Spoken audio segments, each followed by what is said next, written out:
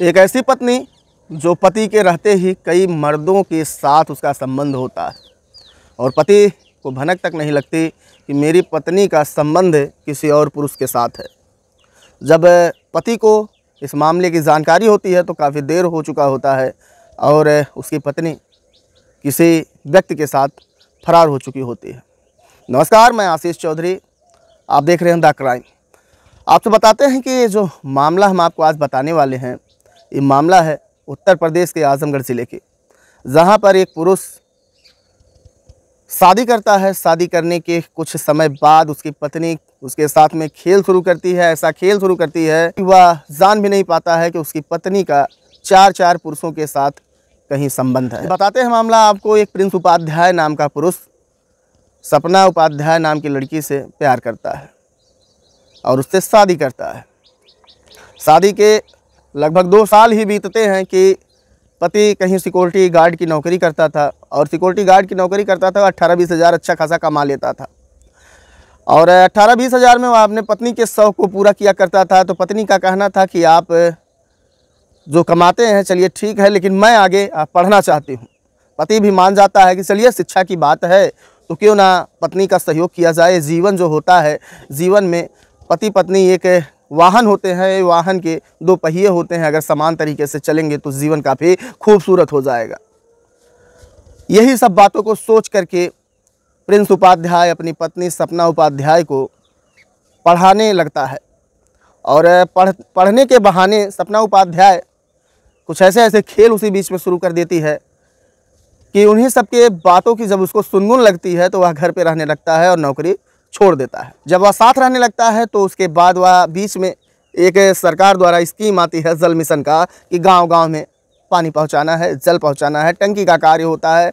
और वह आजमगढ़ से वो लोग जो है गांव-गांव जाते हैं। तो प्रिंस भी सोचता है मैं घर पे बैठ के क्या करूँगा, मैं भी 4 पैसा कमाऊँगा। अब पत्नी की भी उसमें जॉब लगवाता है और अपने भी जॉब पे लगता है। दोनों लोग एक साथ जॉब करने लगते हैं। चलिए यहाँ तक तो ठीक था, लेकिन उसी बीच में जो जल मिशन के जो कार्यकर्ता होते थे, काम करने वाले होते, तो जो गांव-गांव जाके उसके फ़ायदे बताते थे लोगों को, उन्हीं में से एक व्यक्ति सुभाष यादव भी था। सुभाष यादव जल मिशन की तरफ से ड्राइवर था और तमाम महिलाओं पुरुषों को अपने वाहन में बैठा करके इन लोगों को उस गांव तक छोड़ता था जिस गांव में इनका सर्वे चलता था या फिर जल मिशन का कार्य चलता था। अब जल मिशन का कार्य चलता था, इसी तरह से धीरे धीरे काम बढ़ता गया। और यह महिला प्रिंस उपाध्याय से जब हमने कुछ खास बातचीत की थी तो प्रिंस उपाध्याय बताए थे कि यह महिला पहले भी 3 से 4 लड़कों से अफेयर में थी। उसी बीच में जल मिशन का जब एक काम चल रहा था उसमें एक सुभाष यादव ड्राइवर था और उस ड्राइवर से इसकी कब दिल लगी शुरू होती है ये प्रिंस उपाध्याय को भी नहीं पता था। तो सपना उपाध्याय अपने पति के सम्मान को दांव पे रख करके सुभाष यादव से प्यार का सिलसिला जारी कर देती है। और जब ये प्रिंस उपाध्याय को इस बात की भनक लगती है तो प्रिंस उपाध्याय यही कहता है कि आप सब सुबह निकलती हैं 8 बजे 9 बजे और रात को 10, साढ़े 10, 11 बजे आती हैं। मेरी घर पे एक बूढ़ी माँ है, इसका ध्यान कौन रखेगा, इसको खाना कौन बनाएगा और इसके और भी कुछ आवश्यकताएं हैं उनको कौन पूरा करेगा। तो सपना उपाध्याय जो थी थोड़ा शहर से पढ़ी लिखी थी, अमीर बाप की बेटी थी और वो इन सब सिस्टमों से नकार जाती थी कि देखिए मैं ड्यूटी करती हूँ तो मैं नहीं कर पाऊँगी। जबकि उसी जल मिशन में प्रिंस उपाध्याय भी यानी उसका पति भी काम करता था, तो समय से जाता था समय से आ जाता था और कुछ साइड का बहाना करके इस साइड से उस साइड पे जाने की बात करके ये लोग रात को आया करते थे। प्रिंस उपाध्याय काफ़ी भोला भाला था, इसको जानकारी नहीं थी कि शायद मेरी पत्नी कहीं ऐसा गुल खिलाएगी। लेकिन कुछ दिन ऐसे चलता गया और पता चलता है कि सपना उपाध्याय सुभाष यादव के साथ फुर्र हो जाती है, यानी उड़ जाती है, भाग जाती है। जब सपना उपाध्याय सुभाष यादव के साथ भाग जाती है तो प्रिंस काफ़ी सदमे में चला जाता है और प्यार भरे नगमे गाने लगता है। आपने दिलवाले फिल्म देखा होगा, उसमें एक गीत था, एक ऐसी लड़की थी जिसे मैं प्यार करता था। ऐसे गीतों से वह अक्सर सोशल मीडिया हैंडल के तमाम प्लेटफॉर्म पे सोशल मीडिया न्यूज़ रिपोर्टर के सामने बयान देते हुए नज़र आता था और गीत गाते हुए नज़र आता था। जब हम और हमारी टीम ने इस बात की जानकारी प्राप्त करना चाहा और प्रिंस उपाध्याय से जब बात किया तो प्रिंस उपाध्याय और उसकी माँ कुछ ऐसी बातें बताती हैं जिसको जानकर आप भी हैरान हो जाएंगे। प्रिंस उपाध्याय बताता है कि सपना की जब शादी हुई थी तो सपना जब आई हमारे घर पर शादी होने के बाद में, तो यहाँ पर इसका मोबाइल से अन्य पुरुषों से बात करना मुझे अच्छा नहीं लगता था।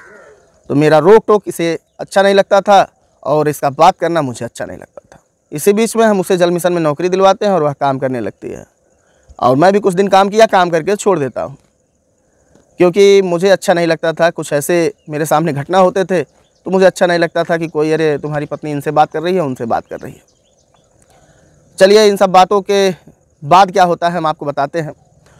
तब जब हमने प्रिंस उपाध्याय की माँ से बात करना चाहा तो उन्होंने तो एक बार मना किया, लेकिन दोबारा उन्होंने बात किया और बताएं कि भैया इसकी कॉल रिकॉर्डिंग हमारे पास है, ये अन्य पुरुषों से भी बात किया करती थी और कुछ गांव के लड़के थे उनसे बात किया करती थी और काफ़ी देर रात को आते थे। प्रिंस उपाध्याय कई बार कई होटलों पे पता किए तो पता चला कि यह होटल बाजी भी करती है, होटलों पे जाया करती थी और होटल से काफ़ी लेट लौटा करती थी घर पे। देर रात को सुभाष यादव का घर पे छोड़ना प्रिंस उपाध्याय और प्रिंस उपाध्याय की माँ को पसंद नहीं आता था। गांव के लोग भी कहा करते थे कि ब्राह्मण की बहुरिया यादव के साथ में रात में क्यों आती है अकेली, जबकि जल मिशन में उस गांव से भी और लोग काम किया करते थे। जब उस गांव से और लोग काम किया करते थे तो ये कैसे पहले आ जाते हैं और पंडित जी की बहुरिया क्यों लेट आती है।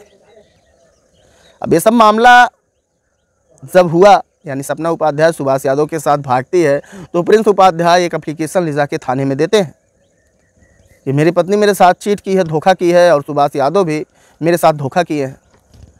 अक्सर देर रात को बात हुआ करती थी तो प्रिंस उपाध्याय यही कहता था कि जब रात में बातें हुआ करती थी तो मैं पूछा करता था कौन है, तो सपना उपाध्याय बताती थी कि मेरे भैया लगते हैं। भैया से सैया का सफ़र कैसे शुरू हो जाता है इसको भी हम आपको बताते हैं।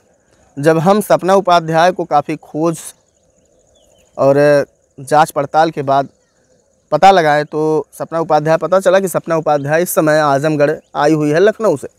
जब हम उससे बातचीत करते हैं तो सपना उपाध्याय कुछ अलग एलिगेशन लगाती है और चौंकाने वाला भी एलिगेशन लगाती है।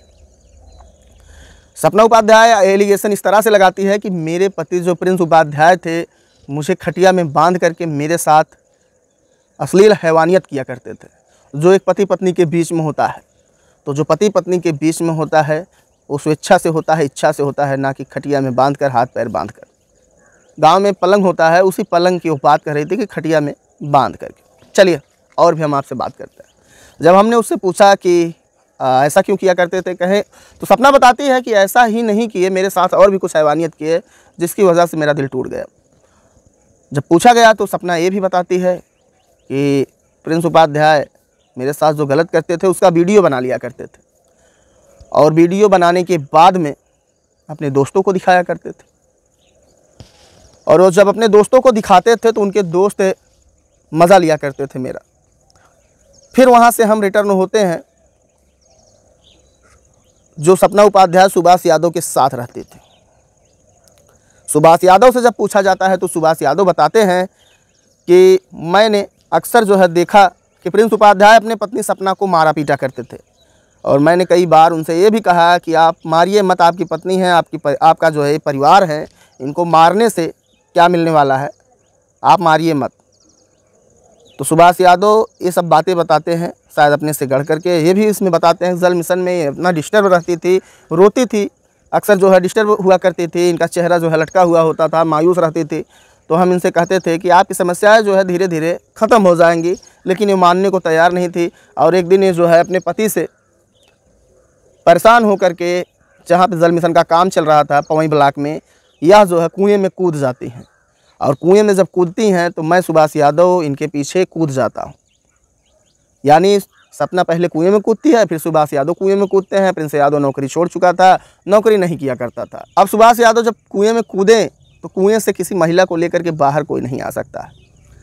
इसमें मनगढ़ंत कुछ कहानी सुभाष यादव और सपना उपाध्याय द्वारा रचा जाता है प्रिंस उपाध्याय के ऊपर एलिगेशन लगाने के लिए, और कहें उसी बीच में हम इनको बाहर लेके आएँ और इनसे शादी कर लेते हैं। अच्छा बताइएगा, कोई व्यक्ति और महिला जब कुएं में होंगे तो कुआं जो होता है काफ़ी गहरा होता है और कुआं से कोई व्यक्ति किसी महिला को कंधे पे बैठा के या पकड़ करके बाहर नहीं आ सकता है। लेकिन सुभाष यादव इस तरह की, और सपना उपाध्याय जो अब सपना उपाध्याय से सुभाष यादव बन चुकी हैं, जो सपना उपाध्याय से इस समय सपना यादव बन चुकी हैं, ये बताइए, इनका ये कहना है कि जब ये हमको बचाते हैं तो इनके प्रति कुछ मेरा प्रेम बढ़ जाता है और उसके बाद हम शादी कर लेते हैं। हालांकि प्रिंस उपाध्याय का बताना है कि जो मामला है, जो वाक़या है, ये हमारे पीठ पीछे शुरू हो गया था और इसकी भनक मुझे कुछ लग रही थी। पूछने पर सपना उपाध्याय बताया करती थी कि वो सिर्फ भैया हैं, हम उनको भैया समझते हैं। और ये जो घटना हो गई, इसमें प्रिंस उपाध्याय कहते हैं अगर वो भैया थे तो भैया से सैया कैसे बन गए। हालांकि इस समय सपना उपाध्याय लखनऊ में रहती है और प्रिंस उपाध्याय इस समय आजमगढ़ में रहते हैं।